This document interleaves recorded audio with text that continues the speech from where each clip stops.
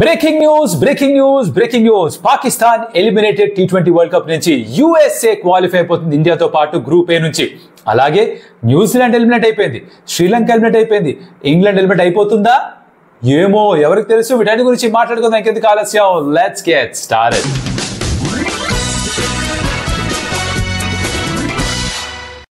Welcome to Stump Tales. నా పేరు కౌశిక్. ఇప్పటిదాకా ఎప్పుడు కూడా సబ్స్క్రైబ్ చేసుకోకపోయి ఉంటే ఎందుకంటే చేస్తున్నారు, మీరు సబ్స్క్రైబ్ చేసుకోవచ్చు కదా.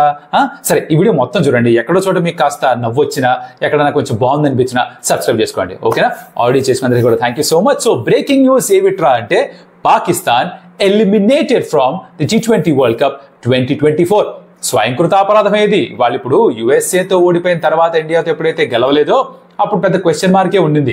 ఏంటి, ఖచ్చితంగా వీళ్ళు గాల్లో దీపం పెట్టుకోవాలి, యుఎస్ఏ ఐర్లాండ్తో ఓడిపోవాలి, మధ్యలో వరుణ దేవుడు కనుక కరుణించి యుఎస్ఏకి వర్షం పడితే ఆ మ్యాచ్ ఒక్కొక్క పాయింట్ షేర్ చేసుకుంటే పాకిస్తాన్ తల కింద తపస్సు చేసినా కూడా క్వాలిఫై కాలేరు కదా.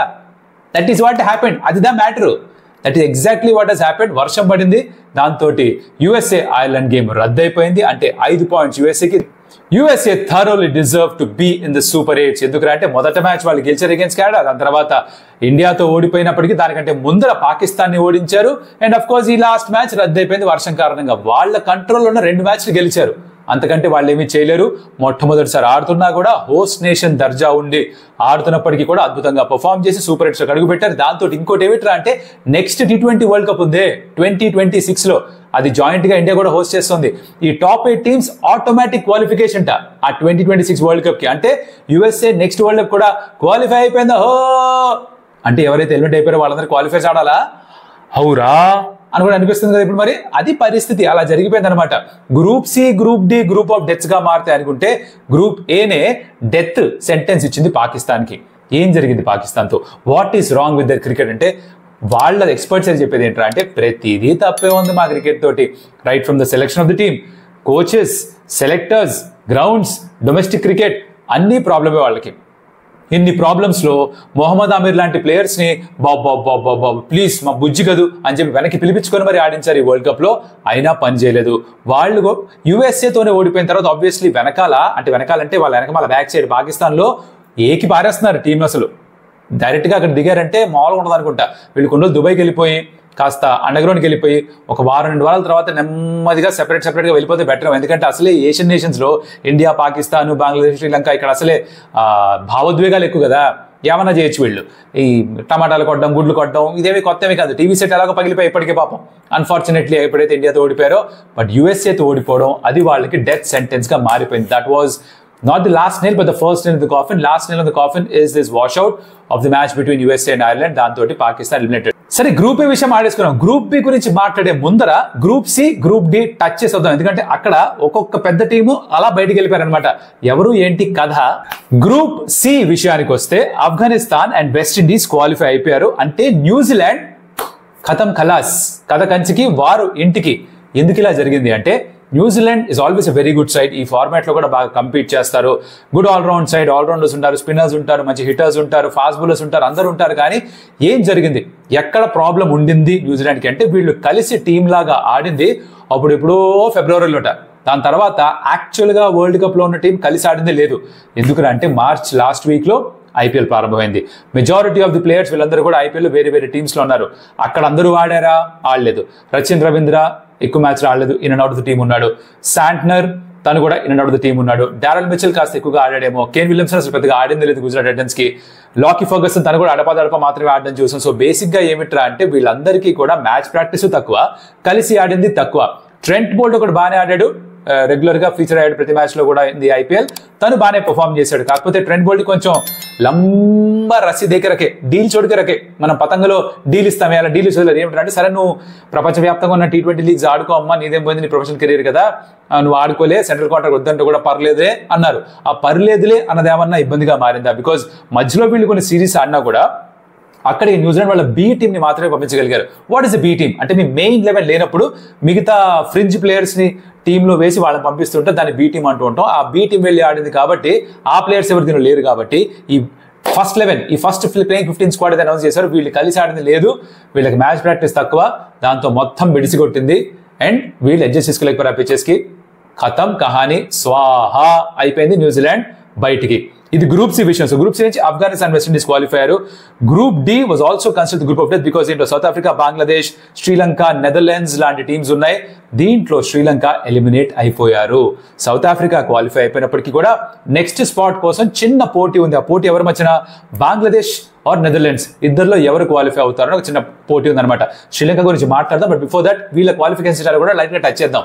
ఎందుకంటే బంగ్లాదేశ్ కి స్లైట్లీ ఈజియర్ గేమ్, చాలా easier game compare to Netherlands శ్రీలంకతో ఆడాలి, బంగ్లాదేశ్ నేపాల్తో ఆడాలి. సో బంగ్లాదేశ్ గెలిచేసి 6 పాయింట్లకు వెళ్ళిపోతే దాని తర్వాత నెదర్లాండ్స్ గెలిచినా గెలవకపోయినా పెద్దగా ఫరక్ పడదు అనమాట. బికాస్ వాళ్ళు మాక్సిమం 4 పాయింట్స్ మాత్రమే వెళ్ళగలరు. So looks like it will be Bangladesh along with South Africa.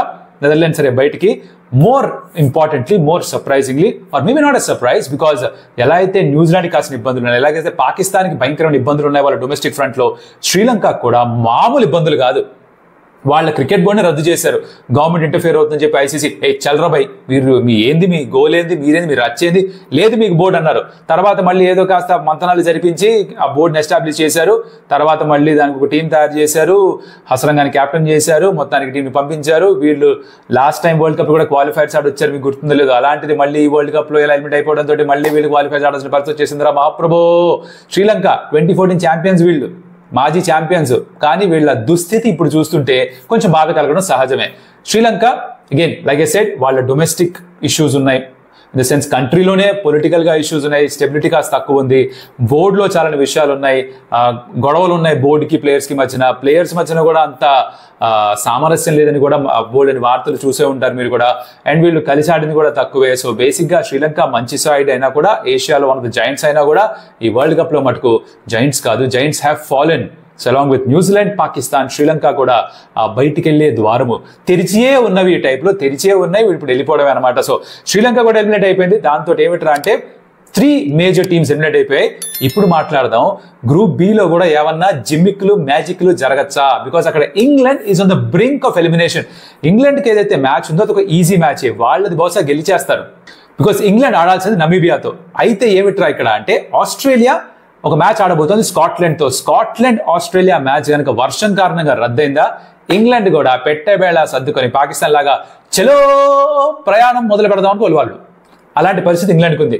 వాళ్ళ మ్యాచ్ గెలవగలరు, అది వాళ్ళ కంట్రోల్లో ఉంది. దాని తర్వాత ఆస్ట్రేలియా గెలుస్తుందా, ఓడిపోతుందా, నెట్ రన్ రేట్ ఇంగ్లాండ్కి ప్రతికూలంగా వాడతారా, ఇవన్నీ కూడా ఫ్యాక్టర్స్ ఉన్నాయి. ఇదేమిట్రా Australia net run rate England తక్కువ బయట పంపించడానికి ఎలా ఉంటుంది అంటే, వాళ్ళ టీమ్ ప్లేయర్స్ చాలా మంది మాట్లాడారు.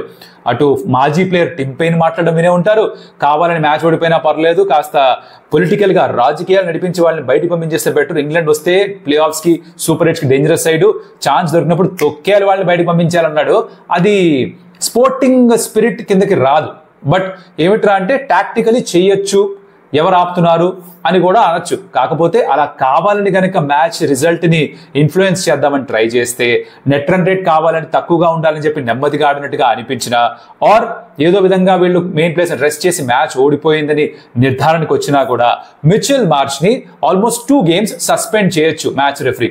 సో ఆస్ట్రేలియన్ క్యాప్టెన్ కి ఆ రిస్క్ ఉంది. ఆ పని చేస్తే ప్యాట్ కమిన్స్ బయటకు వచ్చి ఒక స్టేట్మెంట్ ఇచ్చాడు. ఏమిటంటే అంటే ఏదో తూచమ్మ సరదాగా ఏదో మాట్లాడుతుంది కొంచెం it's been blown out proportion, మేము ఏదో మామూలుగా డ్రెస్సింగ్ రూమ్ లో మాడుకుంది, అదే మనం ఇలా ఆడితే వాళ్ళు బయటకు వెళ్ళిపోవచ్చు కదా, మనం మాడుకోము, మామూలుగా మనం మాడుకోము, మా బ్రోస్ మాడుకోరు, అలా మాడుకొని జాష్ హెజిల్వుడ్ వచ్చి ప్రెస్ కాన్ఫరెన్స్ ఏదో చెప్పడం, టిమ్ పెయిన్ ఇంకేదో చెప్పడం, మొత్తానికి ఏదో పెద్దగా అయిపోయింది, everybody's made a mountain of a mole hill అని అంటూ ప్యాట్ కమిన్స్ కొంచెం క్లారిటీ ఇచ్చే ప్రయత్నం చేశాడు. కానీ ఆ క్లారిటీ ఇచ్చినట్టుగా అనిపించినా కూడా ఎక్కువ దాచినట్టుగానే అనిపించింది. బికాస్ ప్రపంచంలో అందరూ కూడా ఇప్పుడు బైనోకులర్స్ కాదు, మ్యాగ్నిఫైయింగ్ గ్లాస్ పెట్టి భూతద్దాలు పెట్టుకొని చూస్తారు ఏం జరుగుతుంది match between Australia and Scotland. వర్షం పడితే ఎవడేం చేయలేడు, ఇంగ్లాండ్ వెళ్ళిపోవాల్సిందే. కానీ వర్షం పడకుండా స్కాట్లాండ్ కనుక ఆస్ట్రేలియాని కొట్టిందా, వాళ్ళకి కొంచెం కంగారు ఏంటి వెళ్ళిపోవడం వెనక్కి, కంగారు పడ్డా కూడా ఇంగ్లాండ్ చెంగుని వెళ్ళిపోతారు ఇంటికి. అదే ఆస్ట్రేలియా గెలిచినా కూడా ఆ నెట్ రన్ రేట్ ఏదో మార్జిన్ ఏదో ఉంటుంది 20 రన్లో, దానికంటే తక్కువ మార్జిన్తోనో గెలవాలి అలాంటిది ఏదో ఉందన్నమాట. దట్ డిపెండ్స్ ఆన్ ఇంగ్లాండ్ నమీబియాని ఎంత దారుణంగా ఓడిస్తారు. ఎందుకంటే మొన్న ఇంగ్లాండ్ ఒక మ్యాచ్ ఆడింది ఒమాన్ తోటి, 3.1 overs లో మ్యాచ్ ని ఖతం కలా చేశారు. 47కి అవుట్ చేసి ఒమాన్ ని వీళ్ళు 3.1 overs లో చేసి పారేశారు. నమీబియాతో అదే చేద్దాం అనుకుంటారు వీళ్ళు. కాకపోతే వీళ్ళ result or qualification is dependent on Australia Scotland game. So ఇక్కడ ఇంకొక టీం కూడా జాయిన్ అయ్యే అవకాశం ఉంది, ఒక పెద్ద టీం, ఒక మాజీ ఛాంపియన్, కరెంట్ డిఫెండింగ్ ఛాంపియన్స్ ఇక్కడ వాళ్ళ ఎవరితోటి న్యూజిలాండ్ తోటి, పాకిస్తాన్ తోటి, శ్రీలంక తోటి కలిసి బయటికి వెళ్ళిపోయే ప్రమాదం కూడా ఉందన్నమాట.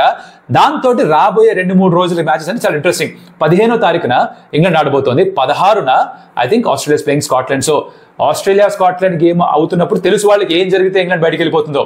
ఇది ఇంగ్లాండ్ డిసడ్వాంటేజా తెలీదు. Wait and see. ఇదన్నమాట సంగతి. So groups are start like this. Eliminate అయిపోయిన టీమ్స్ ఇవి, క్వాలిఫై అయిన టీమ్స్ మీకు అర్థమైపోయింది ఏంటో. ఏ team on the brink of elimination ఉంది ఇంగ్లాండ్, దాని గురించి తెలుసు. సో ఈ మొత్తానికి సూపర్ 8s కి మొత్తం అంతా కూడా సెట్ అయిపోవాలి రంగం అంటే 2-3 రోజులు లాగితే అర్థమైపోతుంది. వాళ్ళ రెస్పెక్ట్ మ్యాచెస్ అయిపోయిన తర్వాత దాని గురించి డీటెయిల్ గా మళ్ళీ మాట్లాడుకుందాం. ప్రస్తుతానికి అయితే మీరు ఏం చేయాలంటే ఒక సబ్స్క్రైబ్ బటన్ ముందు కొట్టి పెడితే ఈ మొత్తం వీడియో చూస్తుంటే ఎక్కడో చోట నచ్చుంటే, ఒక నవ్వు వచ్చుంటే, బాగుంది అనిపించుంటే సబ్స్క్రైబ్ బటన్, అలాగే like the video, comment about the video, మీకు ఏం నచ్చిందో కమెంట్ చేయండి. ఇంటరాక్షన్ ఉంటే కనుక ఆల్గోరిథం మీకు తగ్గ నచ్చుతుంది. YouTube will send this to more people, ఇంకెక్కువ మంది చూపించే ప్రయత్నం చేస్తుంది. అది మాకు దగ్గర నచ్చుతుంది. సో ఆ పని మీరు చేసి పెట్టండి. మరి కూడా మళ్ళీ కలుస్తా. అప్పటిదాకా మరి సెలవా. Audios Amigos.